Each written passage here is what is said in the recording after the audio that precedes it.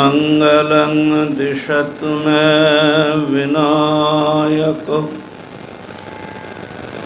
मंगलं दिशतु मे सरस्वती मंगलं दिशतु मे महेश्वरी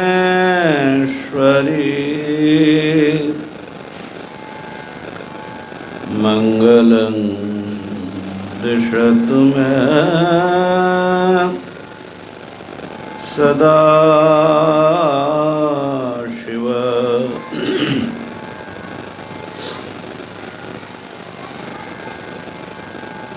नमोऽस्त्वनन्ताय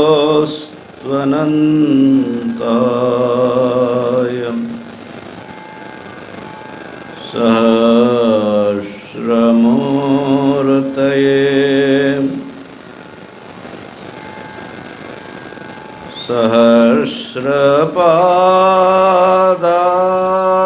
सहस्रपादाक्षि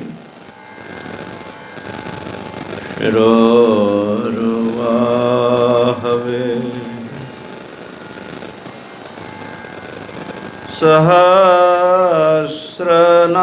सहस्रनाम्ने पुरुषाय शाश्वते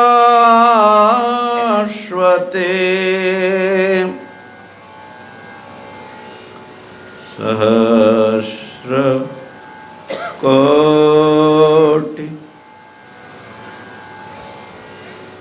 युगधारिणे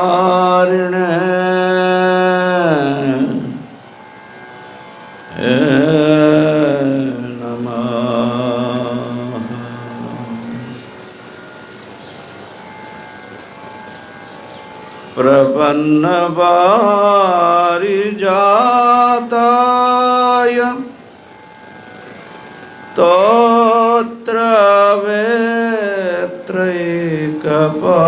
स्तोत्रवेत्रैकपाणये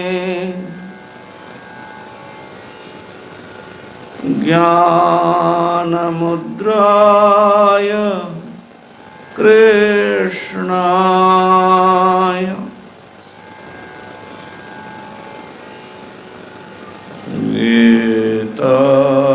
गीतामृत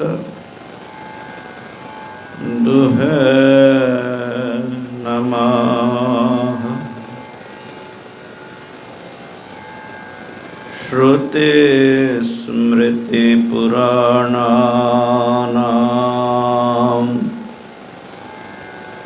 आलयं करुणालयम्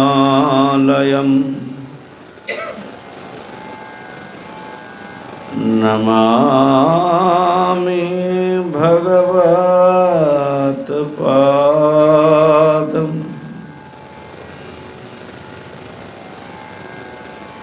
शङ्करं लोकशङ्करं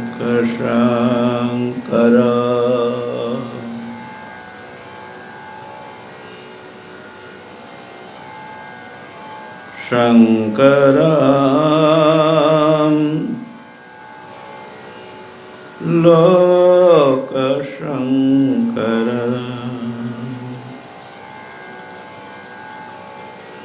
ॐ शान्ति शान्ति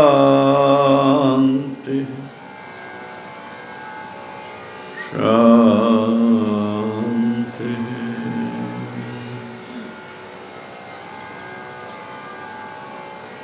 हरे कृष्ण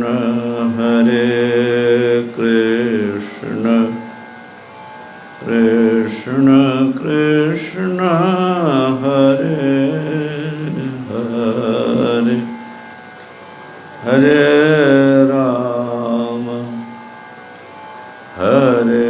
राम राम राम हरे हरे।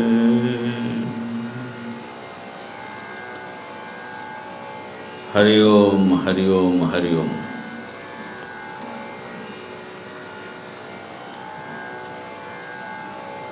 विश्वरूप अध्याय का स्वाध्याय हम लोग कर रहे हैं। विश्वरूप का दर्शन करने का प्रयत्न कर रहे हैं।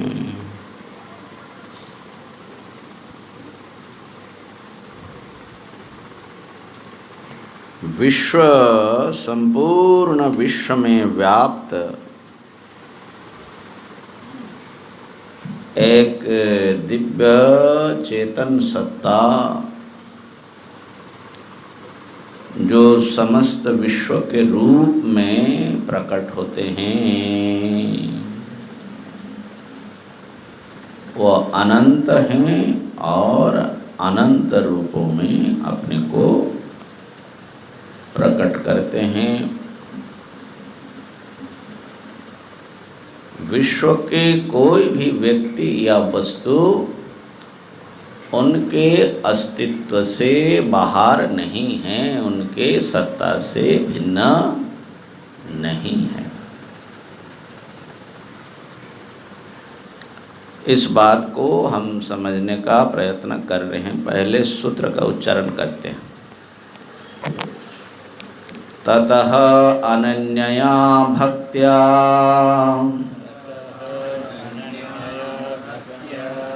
विश्वरूप दर्शनम्। ततः अनन्यया भक्त्या विश्वरूप दर्शनम्। ततः अनन्यया भक्त्या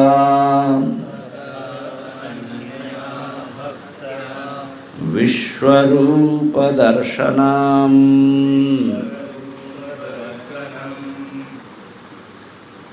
विश्वरूप का दर्शन, विश्वरूप परमात्मा का दर्शन अनन्या भक्ति से होती हैं।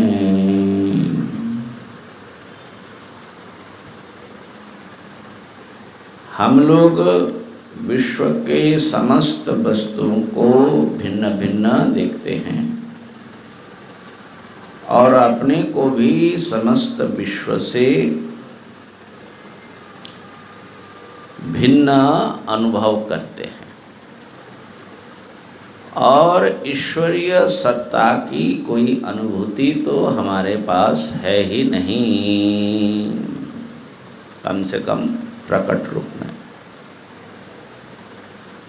तो भगवान से हम अलग हैं, अन्य प्राणियों से मैं अलग हूँ और ये जो जगत है, ये जो पृथ्वी है, जल है, तेज है, वायु है, आकाश है, इन सब से मैं भिन्न हूँ। ये जो सेपरेटनेस है, ये जो पृथकत्व का बोध है, भेद का जो अनुभव है, ये बड़ा सॉलिड है। मैं सबसे अलग हूँ, इस अनुभूति को लेकर के ही हमारा समस्त व्यवहार, समस्त चिंतन, समस्त कर्म संपादित होता है। इस भेद चेतना में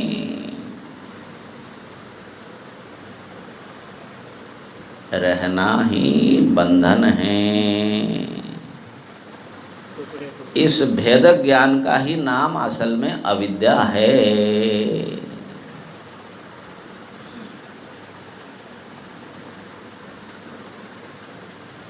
अन्यसौ अन्योहमस्मि न स वेद यथा पशु एवं स देवानाम। बृहदारण्यकोपनिषद में जो ये जो महसूस करता कि वो दूसरा है और मैं दूसरा, वो माने ईश्वर को भी,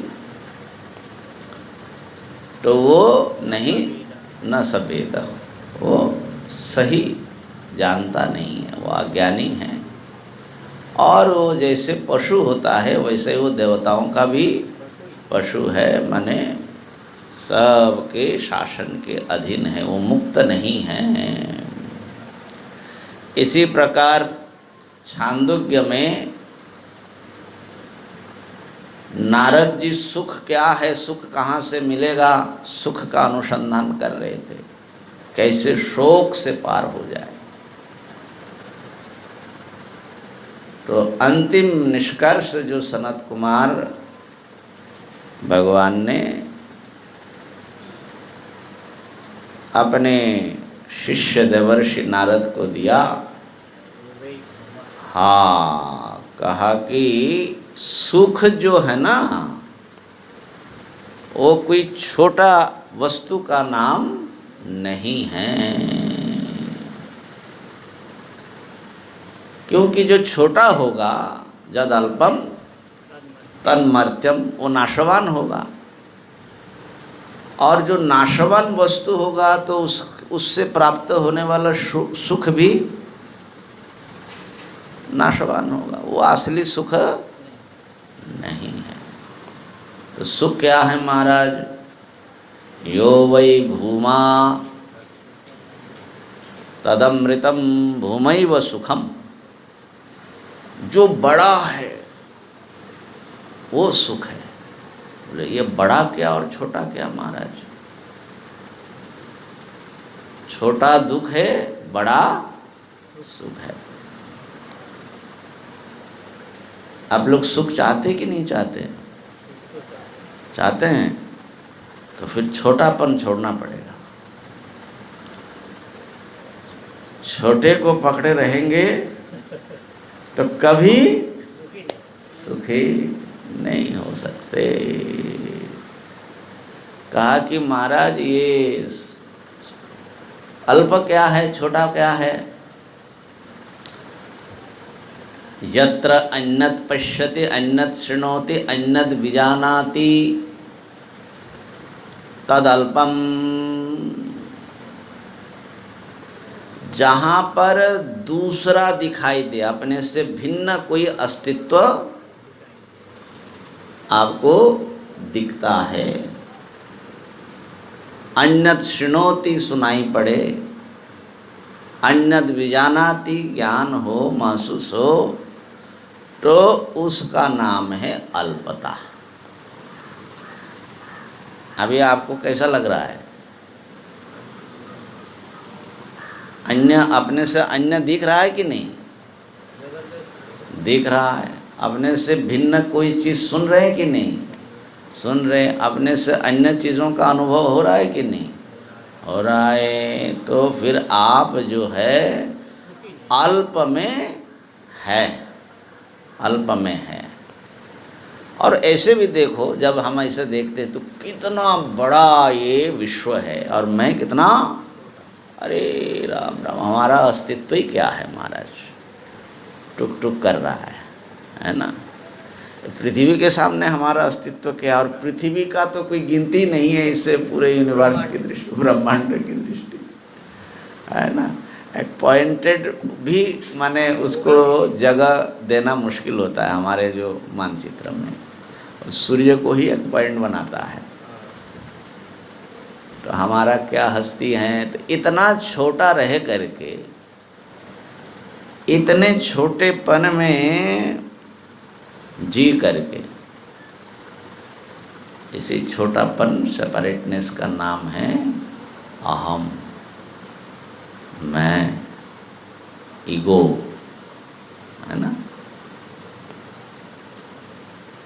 इसके कैद में रह करके कोई भी कभी सुखी हुआ हो सकता है क्या? छोटा अपने आप ही दुखी है पहले से। हाँ, छोटा होना ही, किसी भी चीज़ से आप छोटा, आपके पास धन है लेकिन आपसे बड़े धनी है, उसके सामने आपको क्या लगेगा? छोटा ही लगेगा। हर चीज़ में ऐसा ही है, ज्ञान में, गुण में, रूप में, ताकत में, पद में, धन में, हर चीज़ में, बल्कि अंततः जा कर के अस्तित्व में ही वो दुख आ जाता है। अगर खंड अस्तित्व है, यही अज्ञान है। वेदांत बोलता है कि कोई ज़रूरी नहीं कि आप छोटे बने रहो। और यहाँ भगवान दिखा रहे हैं कि तुम भी असल में छोटे नहीं हो, तुम बहुत बड़े एक सत्ता का हिस्सा हो, तुम अलग नहीं।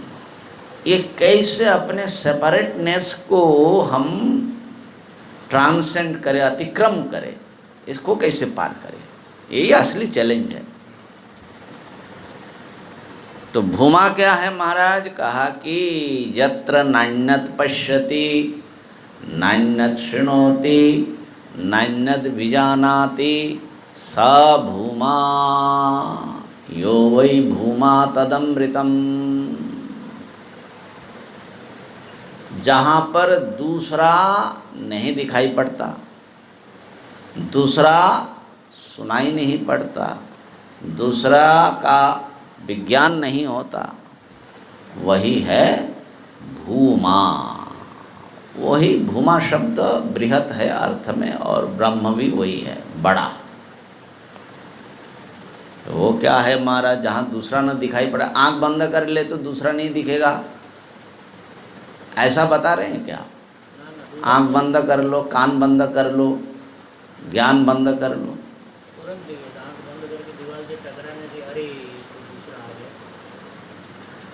कोमा में चले जाए, सुषुप्ति में चले जाए, दूसरा तो रहेगा, दूसरा का क्या होगा? हम सुषुप्ति में चले गए, दूसरा तो हमारे सिर में ही बैठा रहेगा, जैसे ही बाहर आएंगे दूसरा ही पकड़ेगा। तो वहाँ पर भी अज्ञान रहता है, वहाँ पर भी अन्य की आकांक्षा रहती है। तो इसलिए आँख फोड़ करके अद्वैत नहीं पाया जा सकता। ये समस्त जो कुछ अनुभव कर रहे उसको अहम के रूप में, आत्मा के रूप में अनुभव करना, वो कैसे होगा वो एक अलग बात है। तो वहाँ मतलब है कि जो कुछ दिख रहा है वो मैं हूँ, जो कुछ जान रहा है वो मैं हूँ। माने ज्ञाता और ज्ञेय का जो सेपरेशन है वो समाप्त, एक अखंड अनुभूति में सारा सब जब एक हो जाता है, सबका भेद गल जाता है, वही हमारा टारगेट है। बीच में विश्वरूप आएंगे, विश्वरूप परमात्मा हमको हाथ पकड़ करके ले जाएंगे। ये बताया हमने कि इसमें जो है कुछ भेद भी है, अर्जुन को अनुभव हो रहा है, और वो भेद एकदम ऐसा नहीं है कि जैसे कोई बिलियर्ड बॉल जैसा एकदम अलग, ऐसा नहीं। वो इस विराट सत्ता का से जुड़ा हुआ गहरे में एक है। ये जो वननेस ऑफ एवरीथिंग, ये विश्वरूप दर्शन का सबसे बड़ा संदेश है। इसको समझने के लिए हमने कल ये बताया था कि ये जो हमारा अपनी व्यष्टि सत्ता है, व्यक्ति, ये व्यक्ति और ये जो विश्व है, ये दोनों अनुरूप है, माने मॉडल है। व्यक्ति जो है इस विश्व का एक मॉडल बताया था हमने, ठीक है ना। यथा पिंडे तथा ब्रह्मांडे, और मॉडल ऐसा मॉडल भगवान का बनाया हुआ, ये मॉडल हम लोग जब पृथ्वी का मॉडल बनाते हैं तो एक तो निर्जीव होता है, दूसरा जो है उसका ऊपर ऊपर कुछ हिस्सा दिखा देते हैं। उस पृथ्वी के पूरे का मॉडल वो नहीं होता, सरफेस का एक मैप जैसा है बस। पृथ्वी कैसा है, क्या कर रही है, वो नहीं होता। लेकिन ये जो मॉडल है ना भगवान का बनाया हुआ, वो बिल्कुल ब्रह्मांड का ही एक छोटा ब्रह्मांड, हाँ छोटा ब्रह्मांड है। ये व्यक्ति विश्व है और वो जो है समष्टि विश्व है, बड़ा विश्व है, अणु विश्व और विराट विश्व है ना, ये भी विश्व है।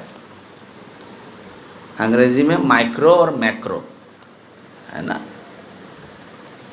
तो देख लो कि आपके भीतर ना पूरा का पूरा विश्व बैठा हुआ है। ब्रह्मांड में ऐसा कोई चीज नहीं है जो आपके पास नहीं है, ठीक है। आपके पास है, आपके पास है, और ब्रह्मांड में नहीं है ऐसा कोई चीज नहीं। और ब्रह्मांड में जो कुछ है वो आपके पास भी।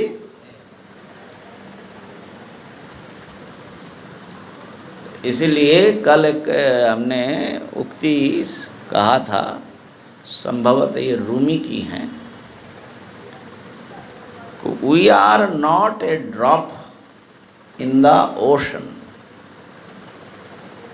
But we are the entire ocean in a drop.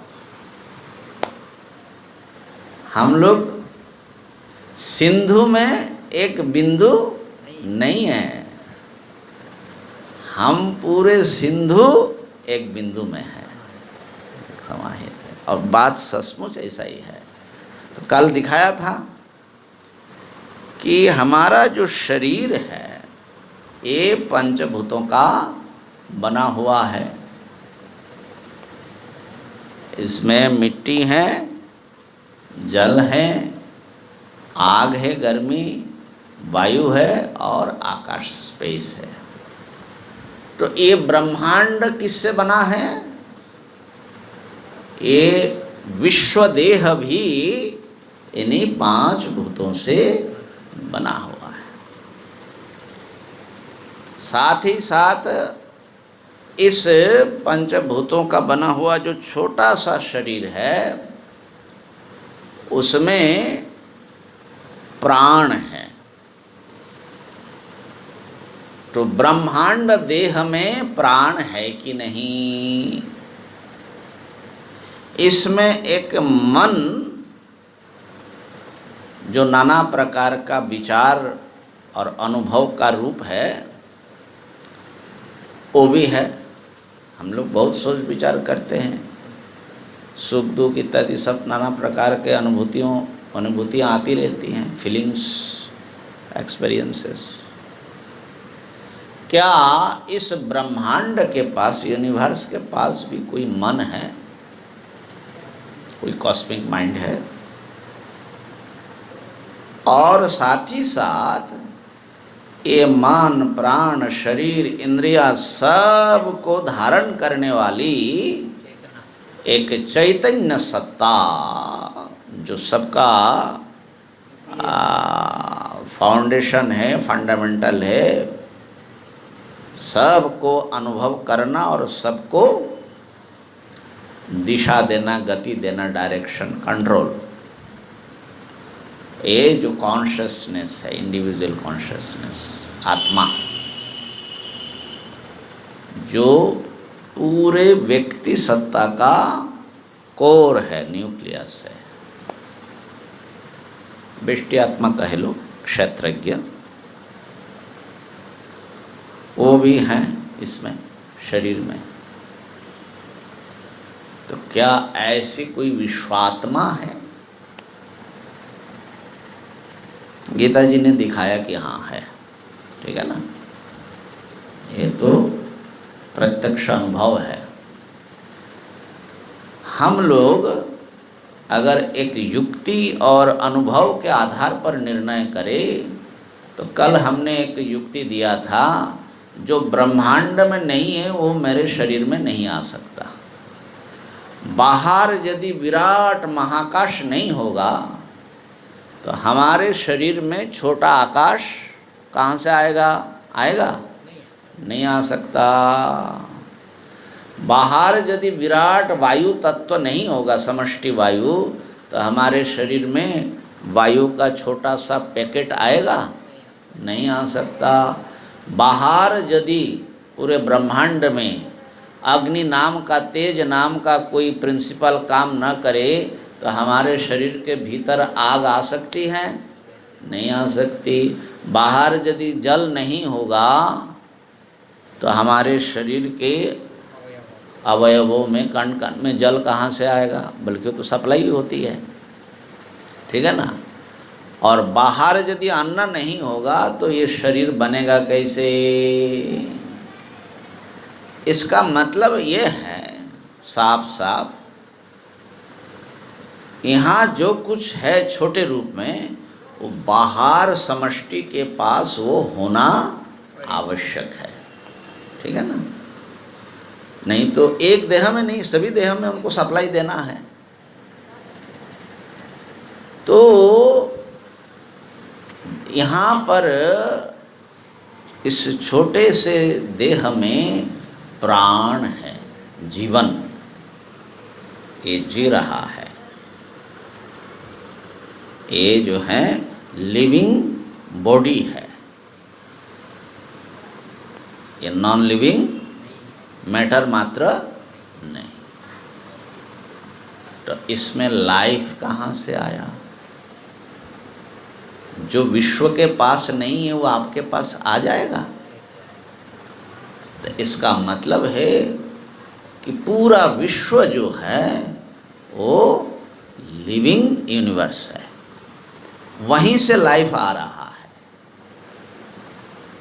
तो महाप्राण, समष्टि प्राण, उसी में से एक हिस्सा जैसे समुद्र का एक तरंग इसमें खेल रहा है ना। और हमारे पास मन है, इंडिविजुअल माइंड। हम लोग कितना सोचते विचारते हैं, जानते हैं, अध्ययन करते हैं, सीखते हैं। माने हमारे पास ये फैकल्टी है जानने का, महसूस करने का, विचार करने का, बहुत सारे इन्फॉर्मेशन गैदर करते हैं। हमारे पास ब्रेन है लेकिन हम माइंड कह रहे हैं। तो क्या इस यूनिवर्स के पास कोई कॉस्मिक ब्रेन, कॉस्मिक माइंड नहीं होगा? क्या नेचर के पास कुछ ऐसा मैकेनिज्म नहीं होगा जो इतने ब्रेन बना दे रहे हैं निरंतर हर प्राणी में? तो उस नेचर के पास ब्रेन ही नहीं है। कमाल की बात है भैया, है? तो इसलिए मानना पड़ेगा कि इस विराट जो सत्ता है, विश्व सत्ता, और ये इंटरकनेक्टेड हैं, एक है, ये तो कल बता दिया था। ये सब टुकड़े टुकड़े में नहीं है, एक है। Whole universe is a one, माने अनब्रोकन एग्जिस्टेंस। ये कोई टुकड़ा नहीं है। तो उनके पास जो है सारा इन्फॉर्मेशन होगा, सारे विश्व का। कॉस्मिक माइंड, कॉस्मिक माइंड और कॉस्मिक लाइफ, इनको हम लोग वेदांत में हिरण्यगर्भ कहते हैं, समझे। और जो कॉस्मिक बॉडी है माने पंचभूतों का स्थूल जो है उसको विराट कहते हैं। तो इसलिए उसी विश्व मन का एक छोटा सा पार्ट हमारे भीतर काम करता है, वो हमारे मन के रूप में काम करता है। ये मन जो है ना, ये हमारी अपनी चीज़ है कि नहीं, अभी तो इसका विचार करेंगे। अब ये मन का ही एक हिस्सा है आई, माने ईगो। आई शब्द से यहाँ पहले जो चिदाभास है, आपात चेतना, चेतना ले लो। तो हम लोग आई को और आत्मा को अलग नहीं कर पाते, लेकिन थोड़ा सा गहरे में जाने के लिए करना पड़ेगा। देख लीजिए, आपका जो आई है, अहम है, वो मन का ही एक विचार है कि नहीं? लगता है कि मन का विचार नहीं है, लेकिन मन के सारे विचारों को, थॉट्स को अगर रोक दिया जाए आई रहेगा, तो ये आई जो जिसकी बात हो रही है, ये रहेगा कि नहीं रहेगा? नहीं रहता, क्योंकि सुषुप्ति में देख लो, गहरी नींद में जब सारे थॉट्स नहीं होते तो तथाकथित ये जो अहम है ये भी नहीं होता। तो इसका मतलब it's a part of mind, ठीक है ना, माने अंतःकरण का एक प्रकाश, एक हिस्सा है। उसको मनोमय कोश, विज्ञानमय कोश में आप बांट सकते हैं, लेकिन ये अंतःकरण है, ठीक है ना। तो जब ये सारे थॉट्स नहीं होते, क्या वहाँ पर व्यक्ति सत्ता का विनाश हो जाता है? नहीं, तो गहरी नींद किसकी एक्सपीरियंस है? तो इस प्रकार से सुषुप्ति की अनुभूति जिसको हो रही है, यहाँ पर थॉट्स नहीं, हाँ, वो जो है बियॉन्ड ईगो है, आई है, और वही रियल आई है, असली आत्मा, जो कोर ऑफ ऑल एक्सपीरियंसेस।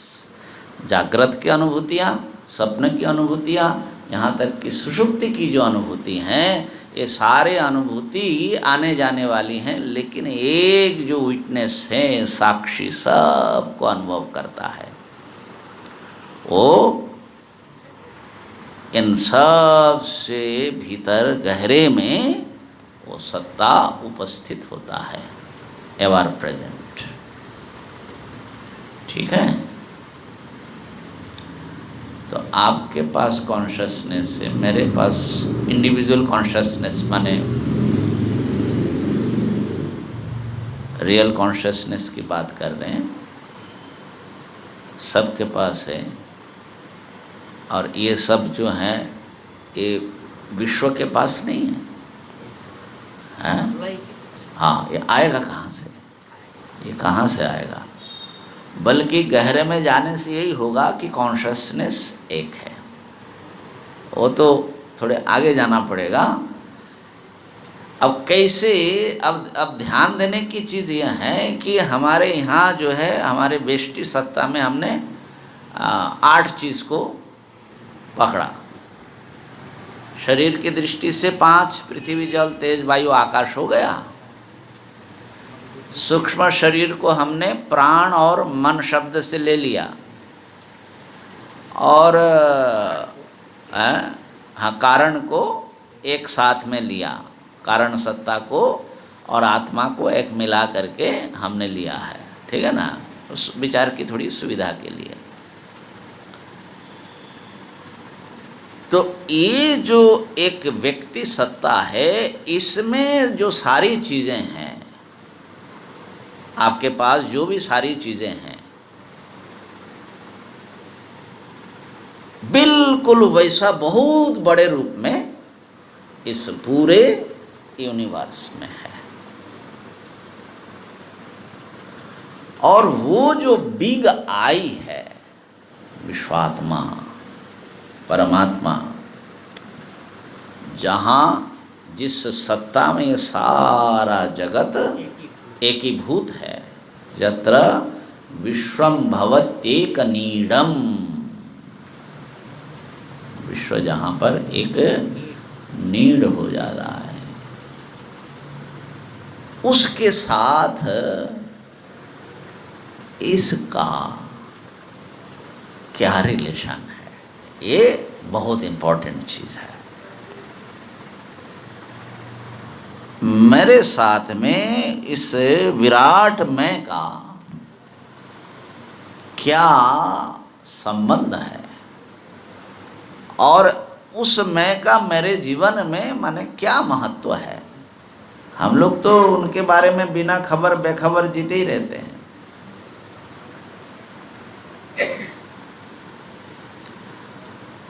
तो ये इस रिलेशनशिप को आविष्कार करने के लिए देखना पड़ेगा मेरे पास जो कुछ है ये मेरा ही है कि नहीं।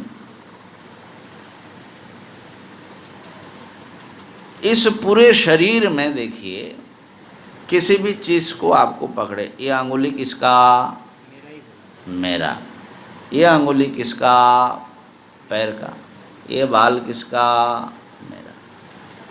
और कहीं भी ज़रा चुभोए कांटा या सुई, किसको लगता है? पैर को लगता है कि आपको लगता है? लगता है आपको। दांत और जीवा बिल्कुल अलग अलग चीज़ है ना, एंटिटी भी अलग अलग है। लेकिन दांत जब जीभ को काटता है तो किसको लगता है? आपको लगता है कि नहीं? अच्छा, मान लो जीभ को काट दिया दांत ने, जीभ को हो, गाल को हो, खाते समय कई बार, तो उस समय चूंकि उसने दर्द दुख दिया तो दांत को तोड़ दिया जाए, कैसा होगा? हमारा ही प्रॉब्लम बढ़ेगा।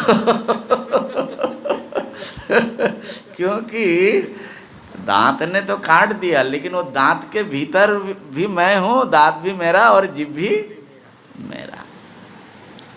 तो देखिए, इस शरीर के पूरे अवयवों में सब जगह ये एक मैं नाम का पदार्थ ठसाठस भरा हुआ है कि नहीं? जो व्यक्ति सत्ता है, और वही दावा करता है कि मेरा मेरा मेरा। ये सब पदार्थ नहीं बोलते हैं कि ये मेरा है। पैर नहीं बोलता है कि मैं आपका हूं। कल बताया था ना ये बात। तो अब जैसे मान लो कि पंचभूतों की दृष्टि से देखे तो इसमें जो मिट्टी है वो मिट्टी थोड़ा ही बोलता है कि मैं आपका हूँ। जैसे कोई घर है ना, तो घर मकान थोड़ा ही बोलता है कि मैं आपका हूँ। वो जो मकान में रहने वाला है वो बोलता है कि तू मेरा, माने चेतन सत्ता ही ना बोलेगा, है कि नहीं? तो इसमें इस शरीर के सारे अवयवों को, सारे पदार्थों को मेरा मेरा दावा करने वाला जो पदार्थ है, जिसको हम थोड़ी देर के लिए आत्मा या जीव कह ले, हैं, वो इससे बिल्कुल अलग है। और इसीलिए वो जब निकल जाता है तो ये लावारिस पड़ा रहता है। इसको मेरा करने वाला कोई नहीं बचता। भाई जल्दी जल्दी ले जा करके इसको डिस्पोज कर दो, जला दो, है ना। तो ये मने आकेशाग्र आनखाग्र जो चेतन सत्ता ठसाठस भरा हुआ है इसके भीतर, चैतन्य सत्ता। तो इस विराट ब्रह्मांड देह में ऐसा विराट ब्रह्मांड देह में कोई बड़ा चैतन्य ठसाठस कण कण में भरा होगा कि नहीं? जिनको ये महसूस होता है कि ये सारा का सारा मेरा है, यहाँ पर दावा करने वाला है और वहाँ पर दावा करने वाला नहीं होगा। ये पूरा विश्व लावारिस है। बल्कि उनका दावा तो सही है, हमारा दावा तो अभी फल सिद्ध होगा। तो पूरे ब्रह्मांड में व्याप्त एक दिव्य चैतन्य सत्ता है, जो अणोरणीयान महतो महीयान आत्मस्य जंतुर निहितम सब के भीतर प्रविष्ट हुए हैं। एको देवः सर्वभूतेषु गूढ़ा सर्वव्यापी सर्वभूतांतरात्मा। एक देवता सब भूतों में, सब पदार्थ में विद्यमान है, लेकिन गूढ़ है, अनमैनिफेस्टेड, छुप करके है। अविद्या माया समाच्छन्न होकर के हैं। इसलिए जो स्थूल दृष्टि वाले हम लोग हैं, हमको पता ही नहीं है, सब कटा कटा लग रहा है। सर्वव्यापी सर्वभूतांतरात्मा है ना, कर्माध्यक्ष सर्वभूताधिवास साक्षी चेता केवलो निर्गुणश्च, एक साथ में ही सगुण निर्गुण है। तो उस परम चैतन्य की अनुभूति, व्यष्टि चैतन्य जिसका एक छोटा सा इमेज है, जैसे एक सूर्य अनेक दर्पणों में अनेक दिखता है, ऐसा ही अनेक अंतकरणों के भीतर आकर के वो अनेक दिख रहा है। एक अनेक बनने का बड़ा ट्रिक है उनके पास में। तो उस विराट ब्रह्म चैतन्य के साथ इस जीव चैतन्य का संबंध आविष्कार करना और अनन्य भक्त होना, ये जो एकादश अध्याय का मैसेज है। अब देखिए हम जो ये मेरा मेरा करते हैं,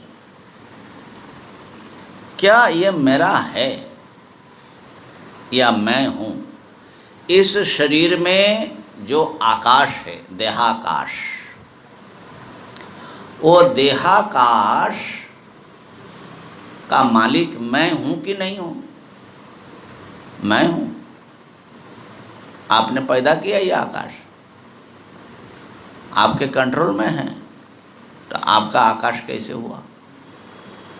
तो इस देह के भीतर का जो आकाश है वो किसका है?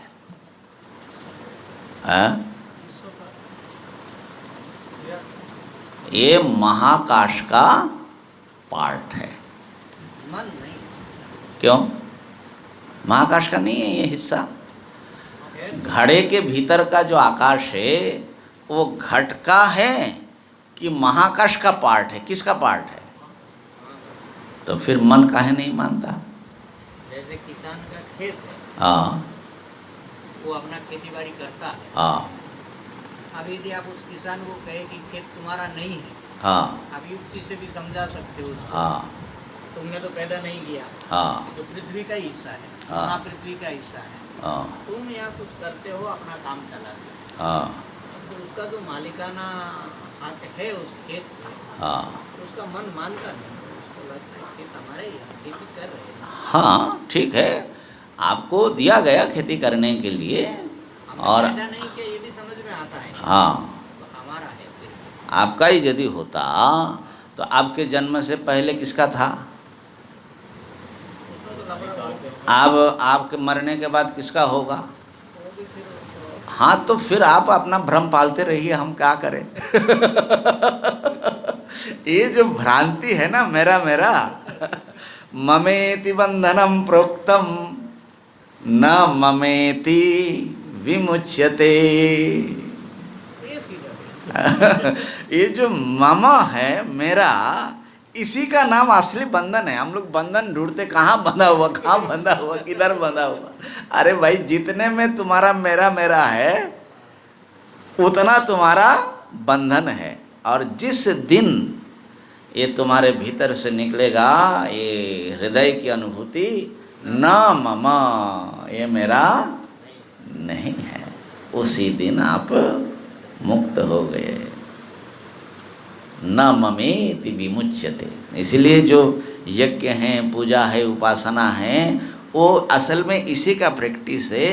इदम न मम, इदम न मम, ये मेरा नहीं, ये मेरा नहीं, ये मेरा नहीं प्रभु, ये सब के सब तेरा है। तो इसको गहरे में महसूस करने की ज़रूरत है।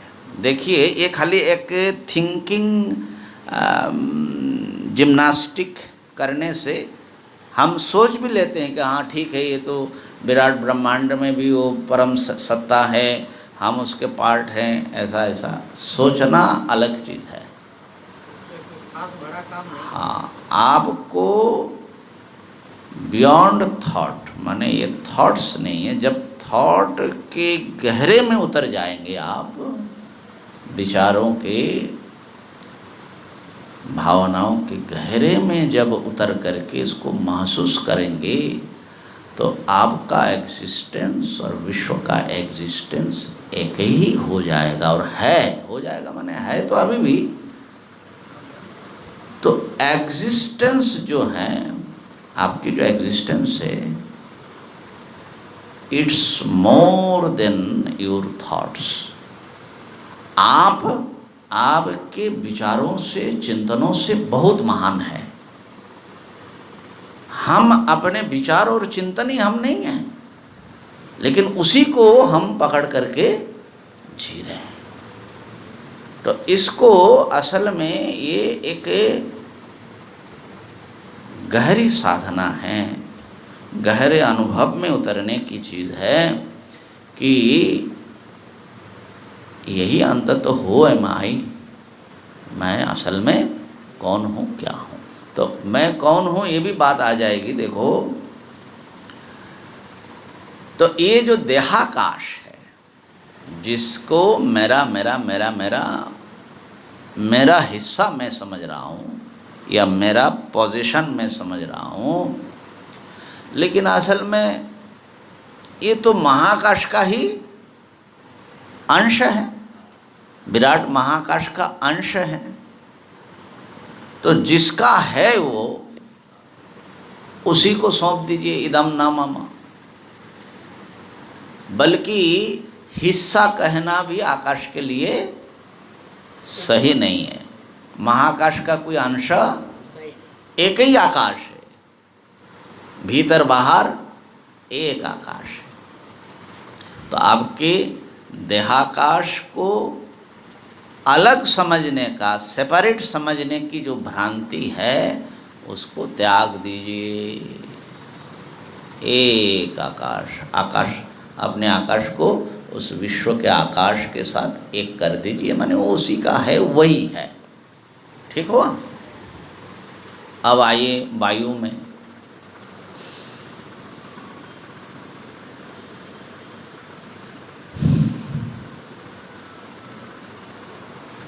ये सांस और ये हवा और इसके भीतर जो जा रहा है, ये सब मेरा अपना मालूम पड़ता है ना। लेकिन भीतर चला जाए, हाँ, जितना भीतर, जैसे भीतर जा रहा है वो मेरा हो गया, अहम का पार्ट हो जा रहा है। लेकिन पूरा आप फोकस करिए, महसूस करिए कि ये असल में समष्टि, बाहर का जो वायुमंडल है, समझ लो कि उसका एक झोंका आ रहा है और फिर निकल जा रहा है, भीतर आ रहा है,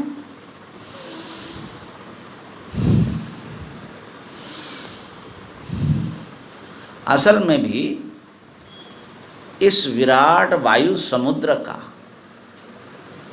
ये एक तरंग ही मानना पड़ेगा।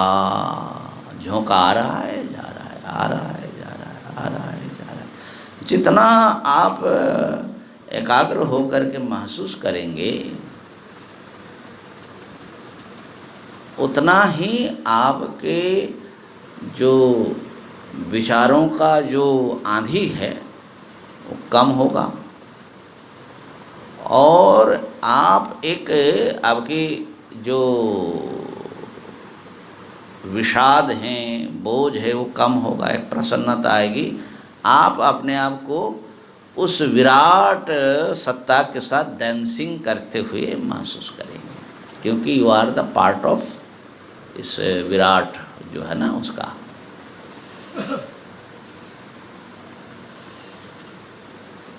जब भीतर आ रहा है देह के भीतर, तो उस विराट का एक अनुग्रह का झोंका भीतर घुसा, प्रसाद।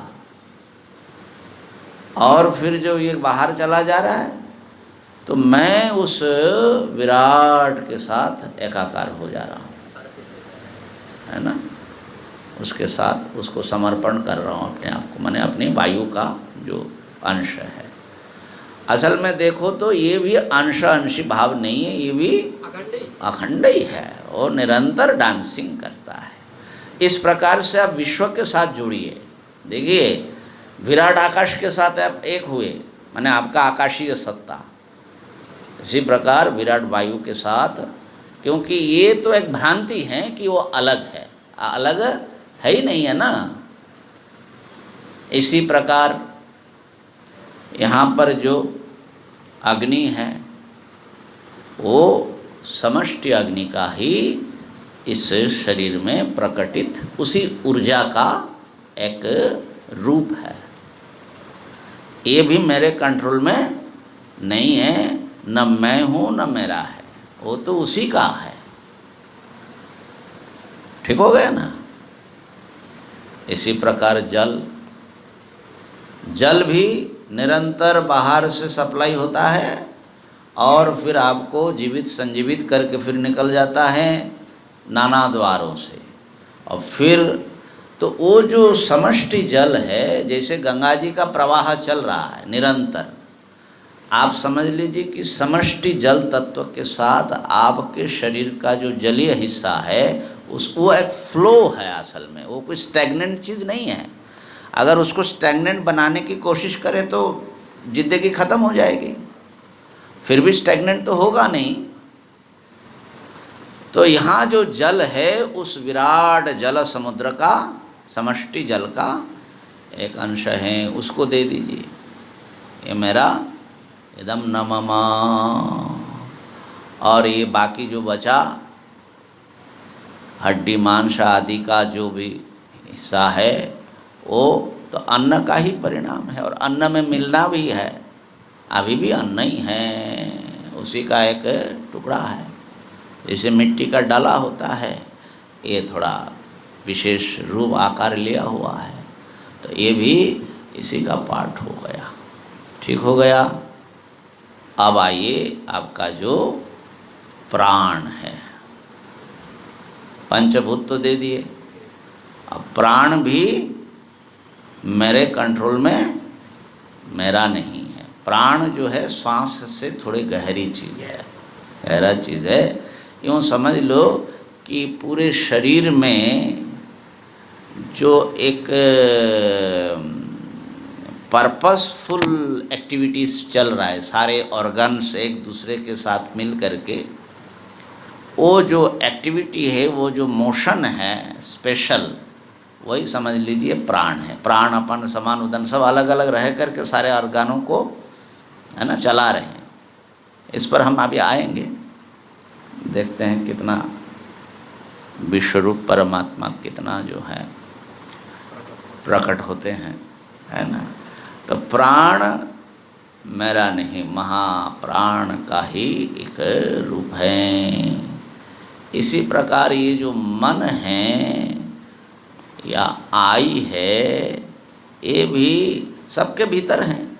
तो उस कॉस्मिक जो आई है या जो कॉस्मिक माइंड है, वहाँ है, तभी इसके भीतर ये आ सक रहा है। तो ये भी अपना नहीं। और जो कॉन्शसनेस है वो भी उस विराट चैतन्य, विराट आत्मा का एक पार्ट समझ लीजिए थोड़ी देर के लिए। तो इस प्रकार से ये जो व्यक्ति विश्व हैं वो असल में हर स्तर से, नाना लेयर से वो इस समष्टि का ही एक रूप है, समष्टि ही है, सेपरेट नहीं है। किसी भी स्तर से हम सेपरेट नहीं हैं। तो जब आप सब सौंप दोगे, बल्कि अपने आप को भी, माने अपने आप माने व्यष्टि आत्मा को भी उस परम आत्मा का एक अंश के रूप में ही अनुभव करेंगे। वही यहाँ पर छोटा बन करके आया हुआ है। तो आप जो हैं सब पापों से मुक्त हो जाएंगे।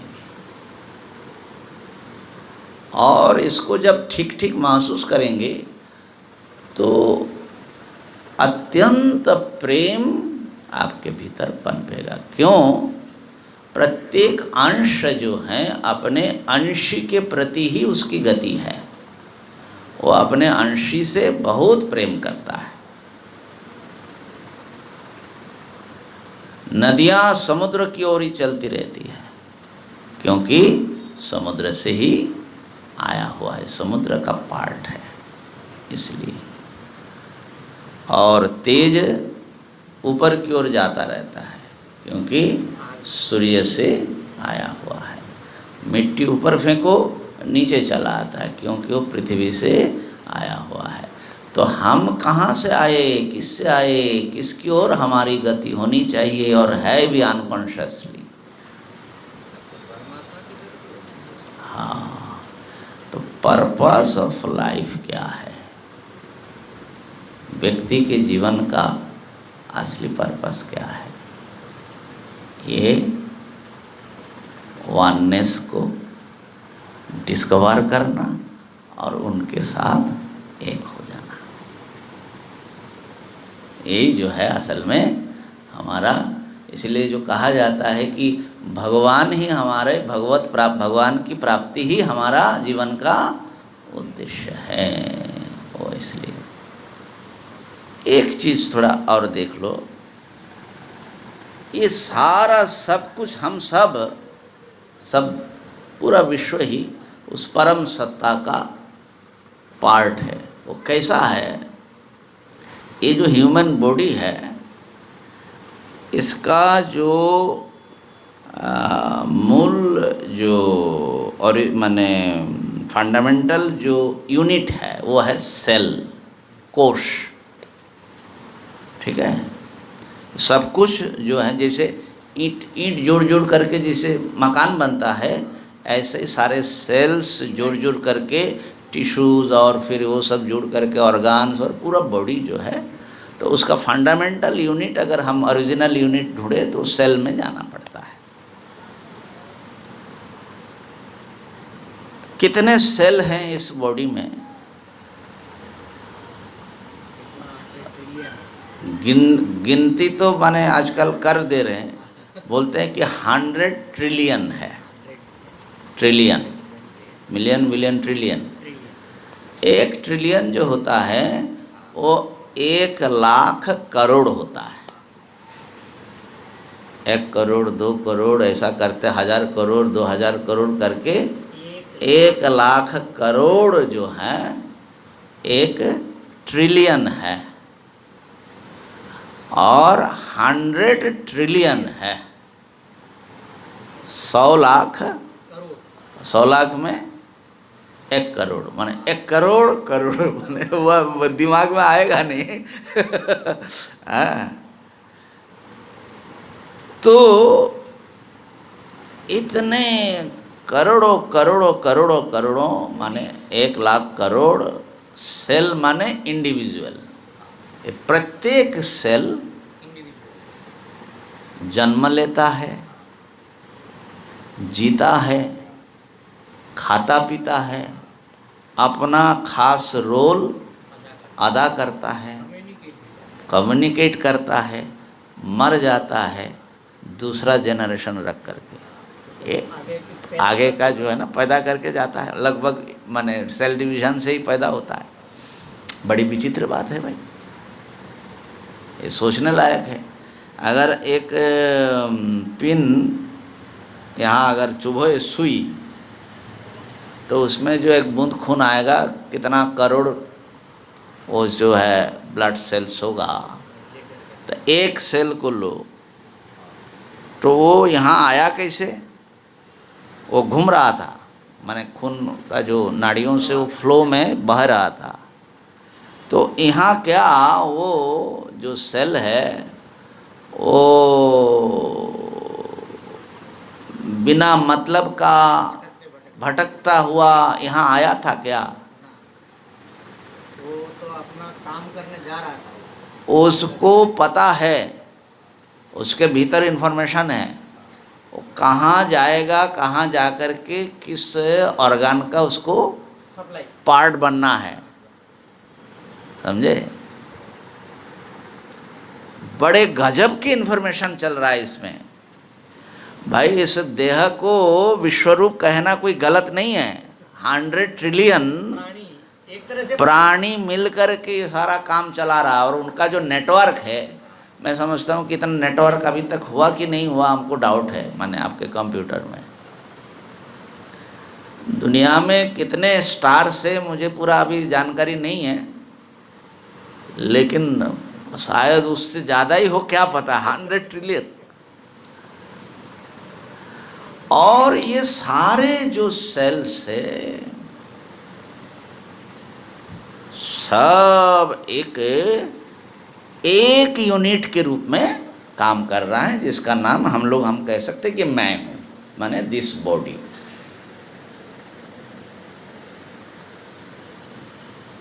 अद्भुत बात है ना। तो पूरे बॉडी के साथ एक सेल का जो रिलेशन है, उस विराट के साथ हमारा भी वही असल में वही रिलेशन है, वही रिलेशन है। और सेल जो होता है उसमें भी पंचभूत है, लाइफ है, माइंड है और कॉन्शसनेस है। माइंड है किस अर्थ में हम बोल रहे हैं? वो जो कम्युनिकेट करता है, हाँ, वो जो उसमें इंफॉर्मेशंस होती है। ध्यान देना, आजकल कहा जाता है, अब तो गहरा आविष्कार हो गया कि इंसान के प्रत्येक सेल में जो डीएनए होता है उसमें पूरे बॉडी का इंफॉर्मेशन, पूरे बॉडी का इंफॉर्मेशन है। उसके पास ब्लूप्रिंट जो है, अगर एक सेल यहाँ से ले लिया जाए आपका, उसको डेवलप करके क्लोन बना करके आपके बॉडी जैसा बिल्कुल वैसा बन जाएगा। बड़ी विचित्र बात है। एक होता है होलोग्राम पिक्चर, होलोग्राफिक पिक्चर, वो जो कंपनीज का एम्ब्लेम होता है ना, मार्क जो होता है, तो वो कैसा होता है आजकल, जिससे माने वो नकल से बचने के लिए तो होलोग्राफिक होता है। तो जैसे समझ लीजिए कि ये जो है उसका ये एक एम्ब्लम है ना, उसका एक रूप दिख रहा है। मान लो कि एक एप्पल है, एप्पल, ठीक है, एक एप्पल, तो उसका एम्ब्लेम का एक टुकड़ा छोटा सा अगर आप लोगे और उसको अगर देखोगे तो वो पूरे बड़े एप्पल का जितना मिला करके बना ना, उसका वो छोटा प्रतिरूप है। इसको बोलते हैं होलोग्राम। एक टुकड़ा अगर बच जाएगा तो पूरा बड़ा बन जाएगा। तो हमारा जो बॉडी है ना, ये एक प्रकार से होलोग्राम है।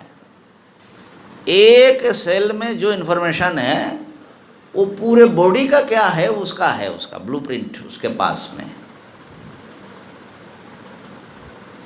कमाल की बात है भाई, ये दुनिया कैसी है। इतने शरीर के भीतर इतना कारीगरी कर दिया। माने 100 ट्रिलियन सेल है और सबके पास में सेम माने पूरा इन्फॉर्मेशन है, पूरा टोटल इंफॉर्मेशन। पूरा इन्फॉर्मेशन है उसको क्या बनना है, कैसा बनना है, इंसान बनना है, पशु बनना है, पक्षी बनना है, पूरा उसको उसके पास है वो इन्फॉर्मेशन। ठीक है ना। तो इतना जो है इन्फॉर्मेशन लिया हुआ, इसका मतलब ये हुआ जो ये यूनिवर्स है ना, ये यूनिवर्स भी एक होलोग्राम है। वो जो ब्रह्म जैसा है ना, वही ब्रह्म ये जीव है। माने वो होलोग्राफिक एंगल से बोल रहे हैं।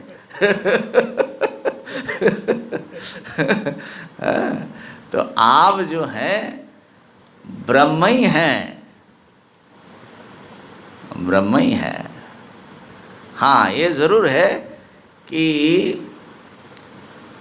कॉन्शस माने हमारे जो वेकिंग जो स्टेट है, कॉन्शस जो माइंड है, उसके हिसाब से पूरा इन्फॉर्मेशन हमारे पास नहीं है ना।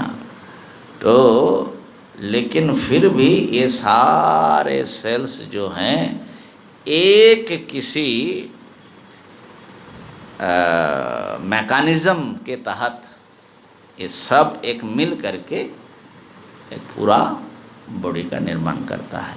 वो मैकेनिज़्म जो है ना, जिसके पास है वो जो वही समझ लीजिए कि सबका संचालक भी हैं, है ना, सबका भीतर से गाइड करते हैं। तो यूँ हम कह सकते हैं, अगर थोड़ा सरल कर दें विज्ञान की दृष्टि से, कि एक एनर्जी, सारा सब कुछ विविधता तो एनर्जी में वो जो है, एक एनर्जी ही सब रूप लिया, और उस एनर्जी में इंफॉर्मेशन है। जैसे एक बीज में पूरा वृक्ष का सारा सब कुछ होता है, ऐसे ही समझ लीजिए जो यूनिवर्स है इसका एक बीज है, और वो बीज जो है पूरे यूनिवर्स का इन्फॉर्मेशन भी रखता है और पूरे यूनिवर्स के रूप में प्रकट होने का सामर्थ्य भी रखता है। इन्फॉर्मेशन रखने का नाम है सर्वज्ञता। इसका मतलब पूरे विश्व का जो कुछ होगा सब उसके पास होगा ना, इसको बोलते सर्वज्ञता। और सब कुछ बनने का, सब रूप लेने का जो ताकत है उसको बोलते हैं सर्वशक्तिमत्ता। ठीक है ना। तो जो सर्वज्ञ सर्वशक्तिमान कॉन्शसनेस है, एंटिटी, वन एंटिटी है, वो एक सत्ता ये सारे रूपों में आए हुए हैं और सब को ऑपरेट कर रहे हैं। विश्व रूप में भगवान यही दिखा रहे हैं कि देखो ये मेरे कितने रूप है। तो जो हमने मंगलाचरण किया था, नमस्त्वनंताय सहस्रमूर्तये, हे अनंत, ये हम लोगों का डेली का हमारे प्रार्थना में आ जाता है। किसी को भी पूजा करना हो तो सबसे सरल टीका लगाइए, नमस्तनंताय सहस्रमूर्तये। लेकिन इसका अर्थ क्या है और किस कॉन्टेक्स्ट में पढ़ा जाता है? जिसकी पूजा कर रहे हो वो कौन है? ये अनंत हैं, वो जो इनफाइनाइट ब्रह्म हैं, उसी का एक छोटा रूप है, वो छोटा बन करके आया हुआ है। तो इसीलिए किसी भी, वो जो भागवत का श्लोक है, यत्किंच भूतम प्रणमेद अनन्यः, भगवान का रूप ब्रह्म है ऐसा समझ करके उनकी पूजा करो। सारा जगत आपके लिए ब्रह्ममय हो जाएगा, दिव्य हो जाएगा। तो अनंत को, हे अनंत, आपको नमः अस्तु। सहस्र मूर्तये, जिनकी असंख्य मूर्तियां हैं, अनंत रूप है विश्व के रूप में। सहस्र पादाक्षी, सैकड़ों पैर, सैकड़ों शीर, आँख, ये वही विश्व देख रहा है इन सब आँखों से, सबके भीतर से। आप भी देखते हो, वो भी देख रहा है, बल्कि आप बन करके वो देख रहा है, और आपके भीतर से झांकने वाला वो भी है। शिरोरपाहवे, शीर, उरु, बाहु, सब करोड़ों करोड़ों असंख्य, है ना। सहस्र नाम ने, नाम उनका अनंत है। जितना नाम है सब उसी ब्रह्म को ही कह रहे हैं। पुरुषाय शाश्वत, वो एक, अनेक होता हुआ भी एक है। पुरुष परिपूर्ण है, शाश्वत हैं। सहस्र कोटि युग, कितने काल, कितने युग आया गया, सारा काल को वो धारण किया हुआ है, उनके भीतर खेल रहे हैं। युगधारिणे नमः। इस प्रकार से उस विराट सत्ता को अपने भीतर और विराट के भीतर अपने को देख करके हम अगर अर्जुन जैसा नमस्कार करें तो हमारा जीवन सार्थक हो जाएगा, और वही असल में हमें प्राप्त करना है। कल जो है इस श्रृंखला का अंतिम प्रवचन है, तो कल कुछ विराट की स्तुति करने का प्रयत्न करेंगे। ओम पूर्णमदः पूर्णमिदं पूर्णात् पूर्णमुदच्यते पूर्णस्य पूर्णमादाय पूर्णमेवावशिष्यते। ओम शांति शांति शांति। शंकरं शंकराचार्यं केशवं बादरायणं सूत्रभाष्य